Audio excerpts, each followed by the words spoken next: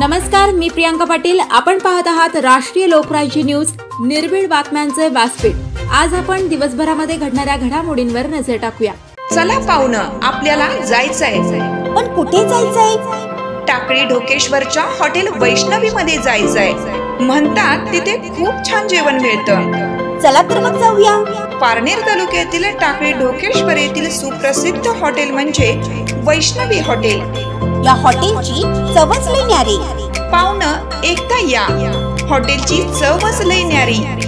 अस्सल मांसाहारी प्रेमींच्या जिभेचे चोचले आता पूर्ण होणार, ते फक्त हॉटेल वैष्णवी मध्ये।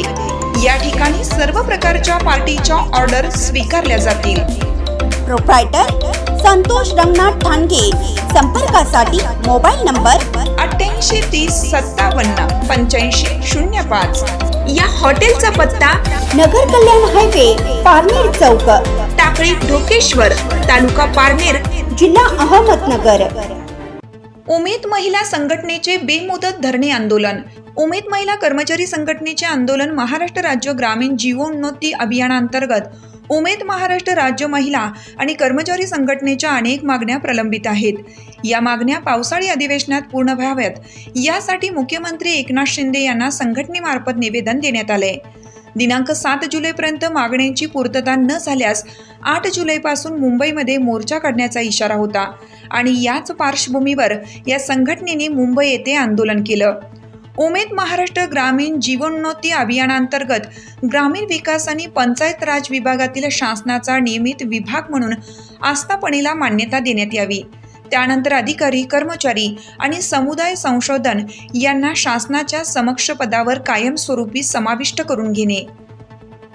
केडर कृषी व्यवस्थापक, पशु व्यवस्थापक आणि प्रभाग संघ व्यवस्थापक यांची इतर केडरप्रमाणे मानधनात वाढ करणे।